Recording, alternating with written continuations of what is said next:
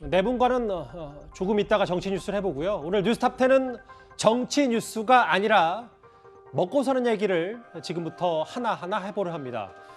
식재료 값도 크게 올랐고 코로나가 다시 확산되면서 자영업자분들 가뜩이나 힘든데요. 여기에 더 화가 나는 일 하나가 있었습니다.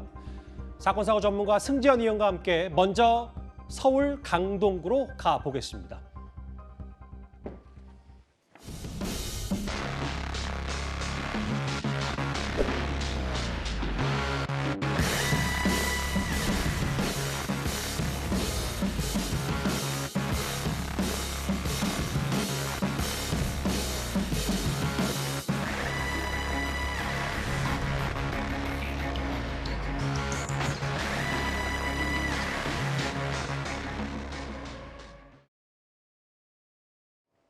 저와 승지연 의원이 저 CCTV 영상부터 일단 만나봤습니다. 김밥 40줄에 울고 웃었다 이 얘기인데요. 보기만 해도 좀 열이 받는 사건입니다. 그래서 제가 직접 오늘 이 뉴스가 꽤 많이 화제가 돼서요. 김밥집 사장님께 직접 제가 한번 전화를 걸어봤습니다. 22일에 40개 주문을 그냥 어떤 남자가 전화해서 그렇게 했던 거예요? 21일 날 와서 한 대를 먹고 가고 22일 날 아침에 와서 주문을 한 거예요. 9시에. 저 앉아서 먹고 그냥 계산하고 갔어요. 번호 찍어가고. 그리고 전화했더니 여자분이 받더라고. 그리고 김밥 주문했는데 안 찾아와서 전화했다고 그랬더니 그건 안 갈 거예요. 대번에 한다고 겪어본 게 아니고. 40인분 주문 받았을 때 좀 신나셨겠어요. 그러면 그때는. 그러면 되게 신나서 했죠. 점심시간에 지금 약속 시간을 못 맞추니까 난 지금 예약 시간 못 맞춰도 안 된다고 죄송하다고 그냥 돌려보내고 그러고서 한 건데 그런 얘기 있으면 거죠. 돈도 돈이지만 손님 놓쳐가면서까지 한 건데 그런 사람은 농락한 거지.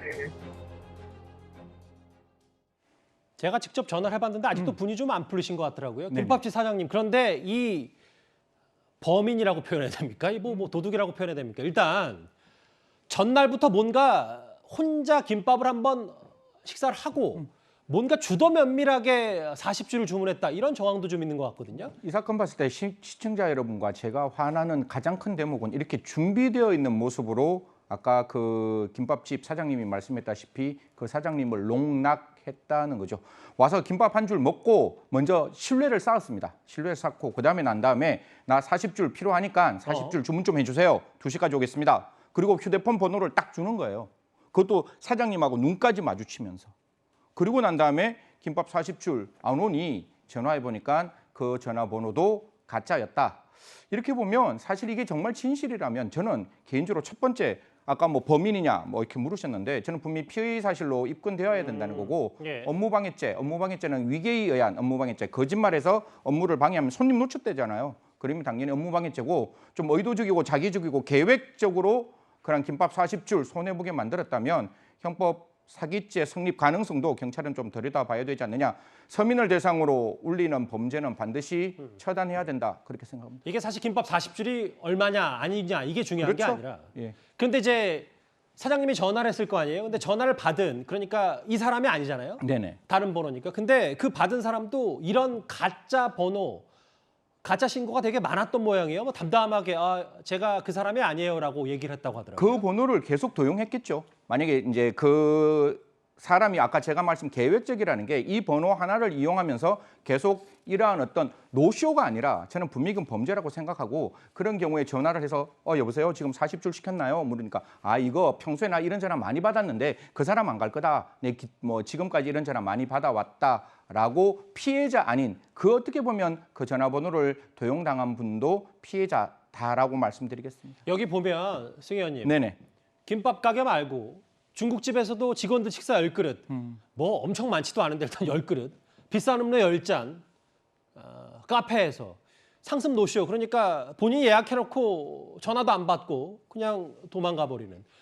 CCTV 있으니까 경찰이 금방 잡을 수 있는 거예요. 네, 금방 잡아야 되는 거고 제가 거듭 말씀드리지만 이 앞에 있는 단어가 저를 더 화나게 만들었는 게 직원들한테 10그릇 시키면서 이렇게 말하는 거예요. 나 사장인데 이번에 직원들 좀 한번 거하게 먹여야겠다. 나 10그릇 좀 시켜주세요. 그러면 그 사장님 입장에서는 당연히 이거 직원들을 위해서 당연히 해야 되는 거구나. 그리고 비싼 음료 그 가게에서 가장 비싼 거라고 생각하면 어떤 느낌인가 하면 가장 그 가게에 이거 1인이나 아니면 종업원 딱 한 명 있는 서민 가게거든요. 그 가게에 최대한 피해를 입히겠다라는 의도였기 때문에 저는 굉장히 죄질은 좋지 않다. 이건 장난 어린 치기 어린 행동이 맞아요. 아니라 굉장히 나쁜 행동이고 처벌받아야 되는 행동이라고 생각합니다. 이게 사실 가뜩이나 지금 서민 경제 어려운데 자영업자들 특히 더 힘드시고요.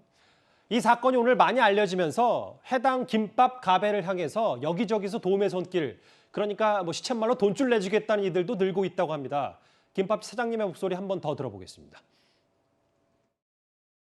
뉴스 나간 다음에 오히려 더 막 그 사람들이 여기서 김밥 사겠다고 하신다면서요. 알고 보고 왔다는 사람이 오늘 한 번 아침에 있었고, 당구사님들은 기사 갔다고 뭐 같이 욕해주고 그런 상황이죠, 뭐. 이거 보고서는 대량 주문해 주시는 분이 있었어요. 그래서 200개 해달라는데 너무 많고 100개만 해주기로 했어요. 이게 저 김밥 사장님이 원래는 직원이 있었는데 코로나 때문에 어려워서 이제 본인이 혼자 운영하는 김밥 가게라고 하더라고요. 막 다른 분들이 몇 번 전화해서 뭐 200인분, 300인분도 얘기를 했는데 본인 그게 지금 감당이 안 힘들다. 되니까. 뭐 그래도 여전히 좀 따뜻한 손길이 좀 있는 것 그렇죠. 같아요. 그러니까 이런 모습을 보면 대한민국은 아직도 살만한 대한민국이다라는 생각을 다시 한번 할 수밖에 없고 뭐 이거 개인 이야기 가끔씩 이렇게 제가 방송 나오서 하는데 저 어차피 강동구 거쳐서 하남으로 넘어가야 되거든요. 예. 저도 오늘 저녁에 가는 길에 만약에 문이 닫히지 않았다면 제 집에 가서 김밥 3줄 저희 집 저희 딸 이렇게 이렇게 해서 오늘 저녁 김밥으로 밥 먹도록 하겠습니다. 김밥 40줄 노쇼 얘기 오늘 좀 공분이 있었습니다. 직접 제가 사장님과 통화도 해봤고요.